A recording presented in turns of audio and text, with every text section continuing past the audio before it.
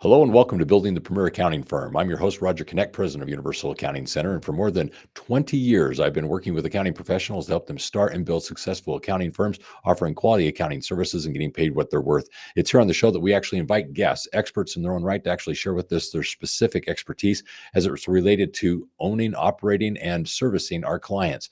Now, with regards to our business, one of the things that we want to realize is we do have a number of things that we want to focus on: marketing, selling, pricing, client onboarding, training our staff, mental health, a variety of things that are all essential to actually have a thriving and successful accounting firm. And today's going to be a great conversation because I've invited on the show Leeroy Beeby. Leeroy happens to be originally from South Africa. He is the co-founder of Level, an error detection software for QuickBooks Online. Before relocating to Canada, he actually earned his chartered accountant qualifications at KPMG and worked as a consultant in Bermuda, where he assisted companies in designing and implementing accounting software solutions. After completing his MBA at the University of Toronto, he started and scaled a construction-specific accounting firm to 7 figures in under 18 months. Leeroy is passionate about entrepreneurships, technology, and rock climbing. So, Leeroy, welcome to the show. Awesome to be here. Thank you for inviting me. Yeah, we've got a wonderful story here to tell because obviously you've got a great background in accounting. And I'm wanting to start just with, first of all, what brought you to accounting? Why become an accountant? Yeah, that's a great question. I mean, my parents were very entrepreneurial. I mean, that's also why I started a couple of companies. And yeah, growing up, I just remember they struggled with financials quite a lot. It was always, I think, a lot of small business owners or entrepreneurs really struggle with that side of business. So this inspired me to lead a career in business and accounting. So. Well, one of the things that's very striking from your bio is the fact that not only did accounting afford you the great career that you have, but you got to travel. You've left South Africa. You ended up in Bermuda. You're currently in Canada. Tell us about those wonderful experiences as it related to traveling and doing accounting in different countries. Yeah, I mean, so in terms of that, I mean, when I qualified out at KPMG, I was in audit. So it was really important for me to, once I finished audit, I learned a lot, but I wanted to feel like I wanted to get out of public practice and get some industry in industry. Yeah, I looked at all the options, and also I always had I think from a young age, I always wanted to see what the rest of the world was like. And an offer in Bermuda crossed my table, and I thought it was really interesting because it was also a consulting gig. So it wasn't an audit; it was more, again, helping companies implement financial controls, finding software solutions for them to solve problems, and yeah, just dived headfirst into that. I love it. I love it. So then you ended up in Canada, got your MBA. What caused you to now actually tap into that entrepreneurial spirit that you mentioned earlier and start the company Level Copilot? Yeah. So the MBA program actually it was quite interesting. You could earn credits by working at a startup. So they had a whole bunch of startups you could work for. And Toronto had a very growing technology scene. So I was quite, I think I got brainwashed a little bit into it, but it helped that my parents were entrepreneurs too. And also once I finished my MBA, I was faced with the decision, to go back and help my parents with their businesses back in South Africa, or I could go back into a corporate job. But I felt like, I had done that already at KPMG. I wanted something different. And, I was like, okay, well, I just turned 30. Now is the time if I'm going to start a business and take a risk, now is the time to do it. And at the time, Toronto had a lot of support around starting businesses. So I just went down that path, met my co-founder, and now we're here. I love it. I love it. So give me the difference between the Level Copilot program and the company that you had there and this 7-figure business that you actually started offering accounting services that you actually grew in 18 months. So after my MBA, I wanted to, it was important that I started a business, but a business in technology. And I actually met a co-founder at a networking event. His name's Riley. We still work together today. And we both had a background, or our parents had a background in construction. And I know during my research and trying to find a business to start, in reminiscing about the struggles my parents had when I was growing up, I felt construction companies in particular had a bad rating in terms of how often they failed. Like I think it was like 90% of construction companies failed within 10 years or something like that. Yeah. And it really came down, to what I believed at that point was, they didn't know what the profit on their jobs were and how much working capital they were injecting into jobs. So like, how much were you financing the job? And eventually we sort of built a job costing tool with my co-founder who's technical, just a basic tool to like capture expenses on a per job basis, but also reports on working capital on a job basis. So contractors could actually know, like, hey, at this point in time, I've put 30K of my own money into this business. This is why into this project. Sorry, this is why I can't, make payroll, or this is a risk that I need to diversify in my portfolio. Had real good success with that. I mean, it was straight out of COVID too, so a lot of construction companies were doing really well then. We had more work than we could handle at that point, and essentially that's where the idea for this new product came. Was we were just growing so rapidly, and I just was finding, when you scale at that speed, the cracks start to show themselves. And as much as it was exciting from a growth perspective, it was definitely one of the most stressful times of my life. So, Well, one of the things that you really tapped into there, and you didn't really mention it, but it's clearly obvious, is the fact that when you were going into the accounting services, you chose to niche down your services and you offered to that industry, the construction companies, a very specific thing that addressed a need they had as it related to cash flow. And so what you were doing there is not just niching into an industry, but particularly offering a specific service that they would see valuable so as to help you actually grow your business. Do you feel that that was one of the instrumental things that caused you to grow as fast as you did? yeah, definitely. I mean, we also had a good partner at the time that was sending us a lot of leads. I mean, that marketing and sales is a big important to get your name out there. But yeah, I mean, we had a unique offering, and plus we had the software on top of that, so it really did differentiate us from the market. And I think most customers, if you can nail that, like you pretty much got half your marketing strategy right there. I appreciate you bringing up the partnering as well, because clearly that can be a very influential part of someone's success when they find that key referral source. I'm curious, what did you do to not only find that source, but what did you do to nurture it? Did you have like an affiliate relationship with them where there was some financial gain on their part, or was there something else that was going on that caused that to be such a healthy relationship? Yeah, I mean, it was an affiliate relationship, so there was a commission based on it. Mhm. But what was interesting is that, like, someone reached out to me on Instagram, and that's how the relationship started. Basically, they were interested in what we were doing, and then introduced me to the owners of that company at the time. And I had to present our offering, and again, it came into the fact that we were offering this unique solution, and they also specialized in construction companies. Yeah, it was a very symbiotic relationship. So that definitely helped us land the deal. I love that, because obviously that symbiotic relationship that you're mentioning means that you could collaboratively benefit your clients. And so as you service them, you could refer the other and vice versa. And so that's very, very helpful. So I'm curious, you have that successful run. What caused you to say, okay, I'm up and running, doing great with the construction companies, offering quality accounting services. Why all of a sudden start this other business that wasn't accounting related, but it was more a software business? You went from service to software, and that's a pretty good transition. What caused you to want to make that transition, and what did you find was different in the software industry than the service industry? Yeah. No, that's a great question. I think, just to kind of elaborate on that. I mean, where it was started was really, it always starts with a problem. And I mean, I experienced this problem internally, which was, one of the things I took really personally was, like, if a client came to me and identified a bookkeeping mistake that my team had made before we could pick it up, right? And that kind of, with the scale that we were growing at, sort of those cracks and challenges around quality assurance and making sure that my team was trained on time, because I had to hire quickly too, right?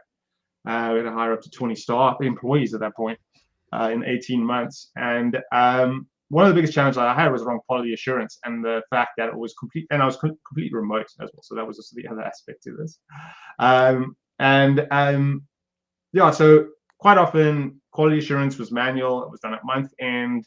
It relied quite heavily on me to do it at times. And I just found that a lot of times, mistakes are being fixed at that month end point in time, when really, if we could deal with 80% of these mistakes as they were happening, or within a week of them happening, we could really reduce the bottleneck at month end, as well as reduce the onboarding time of any new employee, as well as assess their performance quite quickly. Because we just wanted you to be 80% right. You didn't need to be perfect, especially off the bat, but there were some general things like, hey, make sure every transaction has a vendor assigned to it. That was important to ensuring our service quality levels.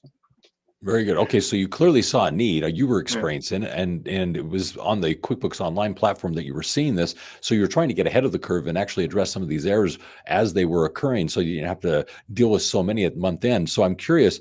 You see that you have a need. I presume at that point you're realizing, well, if I'm experiencing this and I don't find a solution, I'm going to create the solution. That's an entrepreneurial mindset, so I like that. But why all of a sudden say, okay, I'm going to take what I'm doing here that's thriving so well and actually start this other business? Was it that you saw that the grass was greener on the other side, that there was a larger ROI? What was that motivation to say, I'm going to leave this and go to the other? Yeah. That's a good question. I mean, I think part of it was I wanted to experience what building a product company was. You know, Mm, I really wanted to move away from services to see um, what getting my hands into building like a strictly product-based company was. Outside of like this was a problem that I'm very passionate about solving. yeah. And also just seeing, you know, from Bermuda, my experiences with Bermuda implementing a lot of these systems. I felt, hey, I had the know-how from like just designing financial controls, and I spent a lot of my time dealing with that to optimize for some of these issues and saw a gap in the market at the time for doing so. I mean, obviously the ROI side is also there, but for me, it's more just, hey, you know, I always like to say, if I picture my life when I'm 60 and I look back at it and I'm about to make a big decision in my life, will I ever regret that decision? So it's like, Yeah. you know, I imagine like I was at my point in time where I was like, okay, I could continue down the service line or I could start this product company. But if I was 60 from now, like how would I have felt about this? Would I have been disappointed in this decision, or you know, would I have been okay with it? And I just felt like my 60-year-old self would have said like go for the software company, and would have regretted it if I didn't say.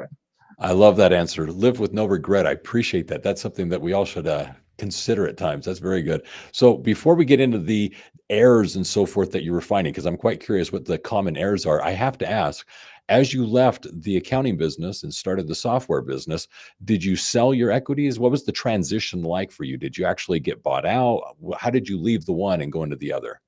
I mean, it's still running. I mean, it's running. I've left a team running it. I mean, I've just transitioned, so it is still in the background.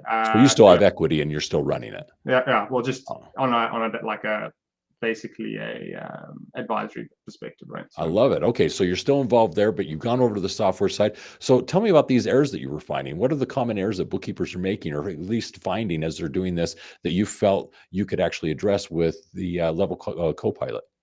So I think one of the main areas from a manager's perspective, because it's both from a data entry standpoint and a management perspective, was most management doesn't have time for QA, or it's just part of the job that they don't like doing. And at least internally, it can be quite challenging, especially if you've got offshore staff and things like that.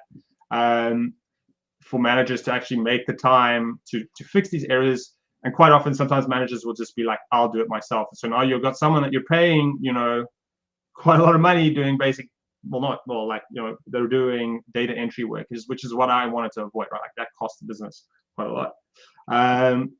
So from that side, there's the management side with the problems around managing that expectation around data entry.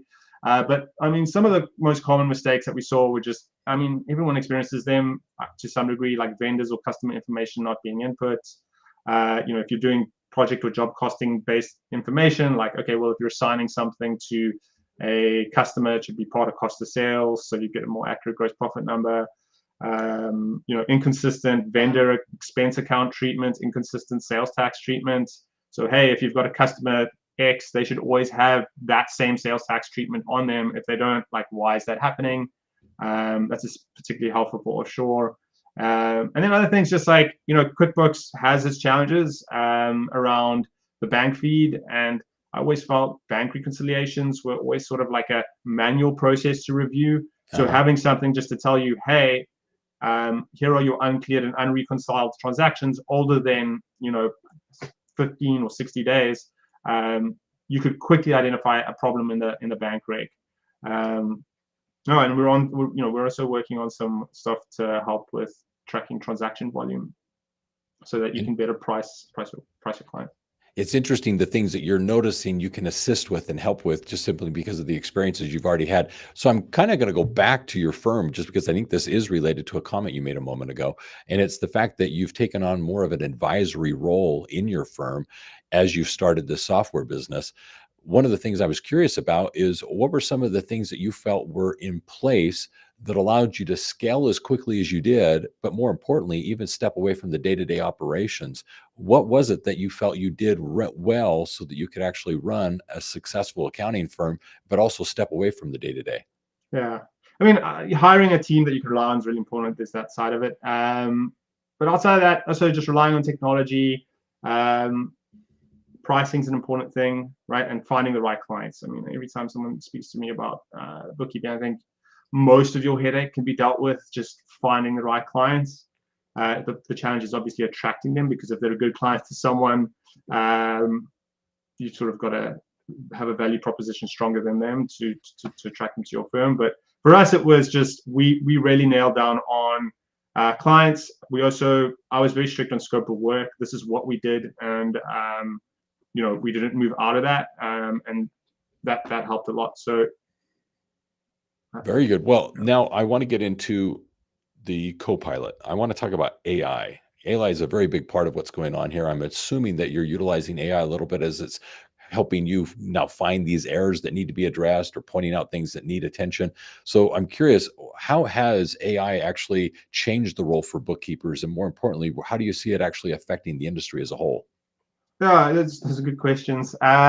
So I mean, one of the challenges I always see with AI is like it's non-deterministic, and also when AI comes to cost categorization, every business is unique, right? As they all have different systems in play. Mhm. So seeing AI actually doing all the bookkeeping and categorizing things accurately, for me, I still feel like we're a long ways away from that. Hmm. I feel like AI is going to empower users. Sure, it could do some categorization, but it still needs to be audited at the end of the day. And I feel like auditing is still a weak point of most humans. They don't really enjoy audit work. So when I envision how our product works in the future, is definitely going to be on like helping audit that AI, making sure that things are being categorized correctly. Um, yeah, and taking people's jobs, that could be. I still think we're quite a while away from that from a bookkeeping standpoint, but a categorization standpoint at least. But yeah, it definitely empowers. And I mean, if businesses aren't using it today, at least to help research or do some work around, communication, you're going to be left behind. So I really think it's important that you embrace and understand what's going on. I mean, Hector Garcia, I follow him. He's doing a whole bunch of stuff with the AI operators. Yep. It'll be interesting to see what happens there. Like I'm quite curious to see what those operators are going to look like, 5 or 10 years from now. Yeah. Now, a lot of bookkeepers, they're very hands-on. They like the manual processes. Oftentimes, we enjoy that effort, that work. It's something that we're familiar with, and we feel like we're actually doing something productive. But the question I want to ask is, what does something like Level Copilot, what does it do to actually help the bookkeeper so that they can avoid costly mistakes or errors that they may be doing as they're processing things manually? Yeah. So I mean, at our company, the goal is always to alert your high risk clients or high risk data issues without manual intervention, right? So things like, hey, this client's transaction volume has doubled month on month. You might want to see whether you should increase the subscription you're charging them. Is something that we definitely are interested in, right? Because that's money left on the table. When you speak to most bookkeepers and you ask them, okay, you use a fixed price model. How often are you reviewing that? And they'll tell you, yeah, sure, I'm using transaction volume, but I might look at it annually. But it's like, okay, well, what happens if a client grows drastically? How are you getting information around capacity management with your team? Oh no, it's just word of mouth. Like I asked them if everything's okay. Like, okay, well, there's data that you could use, and if you're worried about, talking to the client about changing your price, it's quite easy to show them, hey, here's the transaction volume from month to month. Your business is growing from a bookkeeping standpoint. It's easy to justify your price changes then. So that's one way that we look at helping clients just identify risks without manual intervention. Because, as you said, a lot of the job can be manual, but it doesn't have to be, right? Especially if it can result in dollars and cents at the end of the day. Yeah. Well, this causes me to actually now ask the next question, which is many accounting professionals really lean into software and various plugins and technology as it is to actually help streamline the efficiencies of their work. But there are those few that are actually reluctant to do so, whether it's kind of like you did at the very beginning when you were actually targeting the construction industry. You came with a software application that was actually going to help them with cash flow and so forth. But you then created this software company. So you're obviously one of those who embraces technology and leverages it to your benefit. But what do you say to those who are a little bit more reluctant to actually integrate with the platform? If nothing else, just because they're worried that, yeah, this is nice and shiny and fun, but it takes a lot of time to actually set up. It takes a lot of time to integrate. And more importantly, it's questionable whether or not it's going to be around in 2 years. Yeah, yeah. I mean, there's a couple of companies where that's happened already, right? Um, I think, you know, the starting point is just understanding, we are bookkeepers, we have to use bookkeeping software. Deciding on what sort of technological advancements you're going to make from what are you going to use for a general ledger in helping you service your clients is a very important first step. I always, I've learned a lot in trying to implement new software tools. I always like to start small, break the problem up into small bits. No software today is going to solve all your problems. I think, a lot of people think, oh, cool, if I can just find that one thing that's going to solve everything. And then you go, okay, well, there's that one thing that you want to implement. Someone's got to maintain that. You got to train the staff on that. Those are things that you need to think about. And if you can start small and things can solve one problem really well, or someone can solve like 80% of your problems really well, as opposed to all of them, that's definitely important to keep in the back of your mind when deciding on a piece of software. As for whether they'll still be around like that, you've just got to, assess the market and see where they're going. Ask them in a sales call, like, can you refer us to clients or anything like that? Yeah, what they have in the industry is what's called early adopters, those who are really excited about the shiny objects, those that are excited to actually try something new and implement something.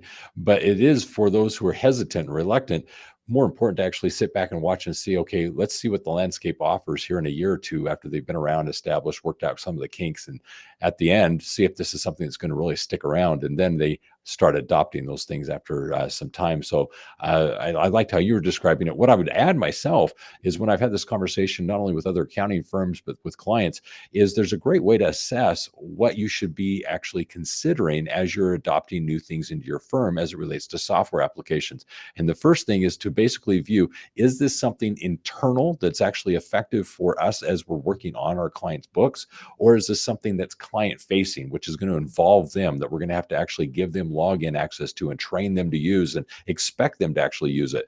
Because if it's something that is outside of our control, which is to say our clients, that's going to be a big lift. But if it's entirely something that we're doing in-house, that's working on efficiencies within the firm, that's something that we can manage, control, we can actually require. So that's something we have control over. The second thing is with regards to the work or the application is it helping us or is it helping our client? There are frustrations that our clients oftentimes experience as they're trying to give us documents or get us information. Is this something that's going to streamline and make their lives easier, or is it just simply for us and it's just something internal that we're going to benefit from? So I think those two questions are oftentimes very helpful to really assess what should I be considering implementing.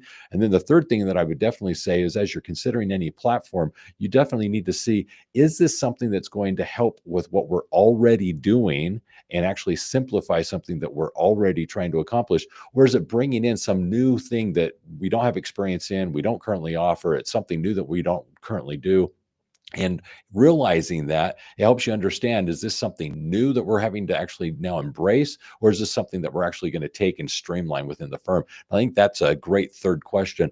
But the fourth thing that I'd actually have is advice. And it's essentially whenever you take and adopt these new things, go all in, do all of the training, work with your account rep that's typically assigned to you, take the time to actually learn the platform and figure out all the nuances of it and actually apply all the things. I think too often we adopt these things with the best of intentions, and then months into it realize we're only using a fraction of its capabilities. We're just barely touching the surface of what it's capable of doing. Would you add anything more to those four things that I just shared? Yeah, I mean, I'm just curious about just something that comes to mind. I feel like a lot of users also, one of the challenges I find with software sometimes is, to your point, you might only use a third of the features, Mm-hmm. and you feel like you're losing out, or the product's not worth it at the end of the day because Yeah. you're only using a third of the features, but it's still solving a meaningful problem. Mm-hmm. I still feel like you shouldn't look down at that software because of it, right? Like, I think that's one of the challenges with software is you might feel like you're not utilizing all of it, but if it's solving a meaningful problem and it's saving you time at the end of the day, that's incredibly important. Yeah. Yeah. Well, there's two things that I think are helpful. One is the efficiency. Is there something that's going on here that's really saving us time and energy? That's one way of assessing the ROI. The one other thing that I really find that's helpful is there is a cross training. There is a no longer a dependency on an individual because we've now taken whatever's going on and put that process and procedure within the software itself. So we're not dependent upon somebody's mind. And if they got hit by a bus or went on vacation or something, all of a sudden they're no longer available. Well, if we've got the process within an interface that we now can follow, it's more teachable and trainable that we can now expect somebody else to then follow that same routine. If it's a process that they're doing autonomously at their desk and we're not familiar with what it is, it's hard to duplicate it and it's hard to delegate it. So that's one of the things that I think some of these integrations afford us is there's these internal processes that they bring into the system that we're able to just follow simply because they've kind of put the best practices into place. Would you agree with that? Yeah, 100%. I mean, I wouldn't have been able to step away from my bookkeeping firm without the standardization that technology brought, right? So Perfect. So that then begs me to ask, in your firm, what is that technology stack that's afforded you the ability to actually have this flexibility? So what is it that you felt is essential in your firm to actually have what you're currently doing? yeah, I mean, I think we use Ignition. Ignition, okay. Practice Ignition. That just took away all the headache around AR, right? So that was important. And we also do a fixed fee model. So again, it's a fixed price with changes that we review subscriptions every 3 months, as opposed to every year, just because these companies can grow quite drastically, and that has implications on capacity. So yeah, I would say that number one was just the way we managed AR and our subscription pricing was really important, and then standardizing our surface offering. That's incredibly important. And then all the other things to manage emails, we use HubSpot to keep track of all our email communication, and G Drive for everything else, pretty much. Perfect. I appreciate you sharing that. It's not necessarily a commercial, but by all means, we're interested in the tech stack that you're using. So I find that valuable. So the next question is clearly as the founder of the Level Copilot, I'm having to ask: is there something that you can share that's some on the edge feature or benefit that's coming out soon that you could announce? Yeah, sure. I mean, it's around transaction volume. I think we look at a lot of stuff in the market, and I think when I'm on a sales call, I always ask like, how are you reviewing pricing? What is your pricing structure? How do you know work's being completed on the file? A lot of our clients, or at least a lot of things in our sales calls, are around, hey, I want to be warned of a problem without having to look at a massive spreadsheet. Tell me who are the top 10 clients at highest risk where I need to spend my time solving those. So that's really important to us. So things like tracking transaction volume on a month-to-month basis is also telling you, hey, this client has seen a drastic decrease in transaction volume. You might want to double check that. Is one of the big features we're pushing out now. So that it also comes back down to dollars and cents, right? So if a client has doubled in size month to month, well, you shouldn't wait until the end of the year to increase your price based on that, right?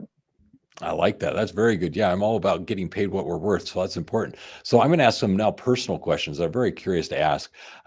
You started early in the discussion mentioning that you had this entrepreneurial upbringing and you had the inclinations to go out and be entrepreneurial. If you were to look back a few years ago, as you were considering starting your accounting business, what were some of the things that you didn't expect? And what is some advice that you would give to your younger self? Yeah, I mean, my parents always even asked me that. I mean, my parents, it was funny. My parents, as I mentioned, they started businesses, and this was the first thing they asked me. I didn't really understand the gravitation of the question at the time, especially based on the service industry, which was like, how are you going to find staff? How are you going to find the right staff to deliver the service that you're looking for? I've made a lot of hiring mistakes, and I think all my hiring mistakes stemmed from hiring too quickly. I think if I could go back to my old self, I'd say even if you have to push out clients an extra month from a starting date or something like that, make sure you hire slow. And fire fast if you have to. But hiring slow, and especially testing those competencies, especially around like, hey, give the person a test, right? I think one of my favorite stories that I had from a hiring perspective was, I'm not sure this will work for everyone, was I came up with a test, and there was a blatant mistake in the test. But I didn't know that. I made a mistake in figuring out what the answer was. And the hire at the time came back to me and said, hey, emailed me and said, hey, it looks like there's a problem in this. Are you sure this is set up? And okay, well, I identified the mistake, and it was good to see that. And I actually started, what I ended up doing was having an intentional mistake in the paper to see if someone would email me back and ask me if this problem is existent, or just straight up try and answer the question, right? You can quickly tell whether someone is like a problem solver or is willing to, because I think, I don't know if it's human nature, but we avoid conflict, right? So if someone can actually ask a question that, might be conflict driven in some ways, because you're questioning the tester whether this is right, that for me was like a really good skill set to identify whether this person would be good in leadership. Because I wanted people to question me, right? Like I didn't want to, at our company, it was always like, you need to question me if I'm wrong. Everything's an assumption. And I looked for that in leadership. So I think, hiring slow is really important. Testing for the skills that you're hiring for is incredibly important too. So regarding your business, do you have certain KPIs or metrics that you follow as you're running your company? Yeah, we have check-ins, we have a feedback form. In terms of, internally, like, sure, there's the revenue and how many clients you're managing, which is important. But I think we also measure just, stress levels. Are you getting to take vacation? Are you happy at work? Those are some of the things. Like, I really want staff members to be honest with me, and I'm honest with them too. That's incredibly important, because I feel like if you are going to grow and build a company that you want to build, that at least for me is very important at its core. Yeah, I actually think that's very important. All right, so how has your life benefited from this entrepreneurial journey that you've been on? How do you feel personally you've benefited from this experience? Yeah, I've definitely figured out what I like and I don't like. I'm much more content with myself in the sense of like having gone through these experiences.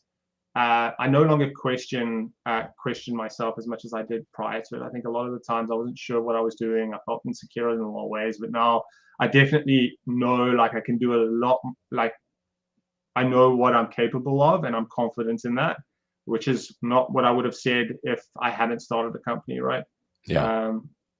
Because I did suffer from confidence issues growing up, and but I put my head down and managed to build a successful company, which looking back on, I'm pretty proud of, and prove to myself that I am capable of. So. This is awesome. Well, Leeroy, this has been a wonderful conversation. The insights that you've provided and some of the helpful tips that you've shared have been wonderful. I'm going to actually go through and recap a few of the things that stood out to me. But before I continue, for our listeners, I want to actually point out that Leeroy is offering a free trial to the Level Copilot. And it's one of the things that you want to take advantage of. So you can go to the episode description and actually see here how you can learn more information about this error detection software. Bookkeeping Copilot is dedicated to actually simplifying your bookkeeping process, to providing automated assistance and insightful guidance on a daily basis. Their goal is to actually empower you for your bookkeeping, enhancing your accuracy and ensuring compliance, all while reducing time spent on the repetitive tasks. So definitely check out his offer for you to get a free trial of this software. In addition to that, what I wanted to actually point out is that Universal Accounting Center is sponsoring the show today. And for that, I would encourage you to consider becoming a professional bookkeeper. A professional bookkeeper is someone that is actually certified in the day-to-day applications of accounting in small business. This is something that is hugely important as it relates to quality accounting services. So check out what it is you can be doing to actually become a certified professional bookkeeper. In addition to that, I'd also suggest that you check out the Turnkey Business Plan for Accounting Professionals. It is the Turnkey Business Plan to actually help you actually market, price, sell, and most importantly, onboard those clients offering quality accounting services, building the premier accounting firm. So if you'd like to see what you're doing, wherever it is right now that you're in your business model, check out the turnkey business plan and see what you've done right, see what you need to do next, and most importantly, build the premier accounting firm and get paid what you're worth. Now, with that being said, from kind of a recap point of view, let me just share some of the highlights. Obviously, I was excited to hear about his journey becoming an accounting professional. He obviously had that insight with his parents being entrepreneurs to know that accounting was essential for business. So he got into not only audit, but eventually starting his own business. And what really fascinated me is how he leaned into that entrepreneurial spirit as basically offering accounting services to a specific niche. He focused on the accounting or the construction industry. He really realized that in order to specialize in that, he needed to bring some additional value. So they had a software program that they could bring in to actually help with cash flow management and related things along those lines, clearly giving them an advantage or an edge, as it were, as to the accounting services they were providing. Then from there, he actually saw that there were a lot of things in his own firm that clearly needed some attention, some errors that were going on that he would like to more quickly address. And so that gave him a chance to actually step out of the service industry into the software industry, beginning now this software company to really hone in on what it is that's going on and help us as accounting professionals, bookkeepers, become more efficient in the work that we're providing. So clearly loved that transition. But I appreciated our conversation as it evolved into looking at AI, how AI was actually going to impact the bookkeeping profession, how even still we actually need to check our work and not just trust the AI, but more importantly, need to now kind of audit it as well. And so we need to have those skills. We discussed how there is a manual process to the work that we do, but there are a number of things that we can automate. And one of the powerful things that came from the software is the fact that he's helping us at least understand and see opportunities for us to increase our fees, recognizing the work that we're doing and that it has changed with the clients we're servicing. The other thing that I also felt was very helpful and important is when we were talking about the business itself, we were talking about with his growth, he was talking about hiring a little slower and being a little bit more intentional with the people he was hiring. He had that great question that he was asking to see if they were just rule followers or if they were willing to push back a little bit, because he was looking for leaders. And that was one of the things that I thought that was very important to actually hear and understand. But the last thing is, as I asked him about his journey as an entrepreneur, he talked about the confidence that he's gotten from this. The fact that as you run your own business, you do get a good deal of confidence in your ability to step into new situations, kind of address things head on. And I really appreciated that insight. So Leeroy, wonderful insights and suggestions to our meeting today. I'm curious, what would you like to leave as a final thought? Yeah, sure. I mean, I think as a final thought on all of this, I mean, reminiscing on what's worked and what hasn't worked as a founder and dealing with anxiety, at least, I think I always find, trying to live in the present, one step at a time, one little step, break the problem up into little bits and solve that problem, especially if you're starting to feel overwhelmed. That has helped me in so many situations. And yeah, just remember that in the back of mind and keep on going. I love that. I love that a lot. Actually, I say it quite regularly. It's baby steps. Just chunk it down to the least common denominator and just start from there. Just baby steps. So very, very good. So here's what I'd like to do. To you, my listeners, I want to invite you to subscribe to the podcast. If you haven't already, I'd love to have you actually subscribe. Get those notifications as to each and every week when we release a new episode and see what it is we have to share with you so that you can build the premier accounting firm in your area.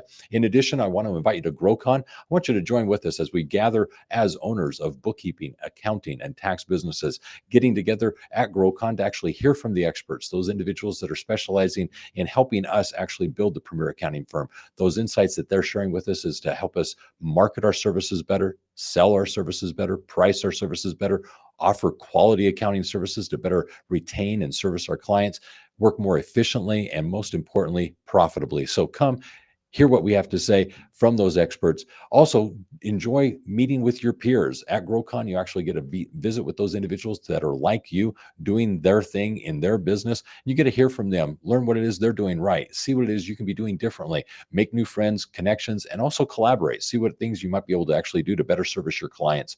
Lastly, one of the things I'd like to actually stress is the fact that you're able to meet our team here at Universal Accounting, those individuals who are committed to actually helping you be in business for yourself, but not by yourself with Universal Accounting. So take a moment, register now for GrowCon. You can go to universalaccounting.com and there in the navigation, find GrowCon and register now to join us for it. The last thing I'd like to actually point out is that of free resources. Here at Universal Accounting, we have a number of free resources to assist you as you're working in and on your business, you can go to universalaccounting.com and there find a number of free resources. These are books, white papers, exercises, reports, various things that you can be utilizing to actually level up your business and thrive in what it is you do. And then lastly, regarding the podcast, I want you to go to the navigation there at universalaccounting.com and in the podcast section, find the highlights.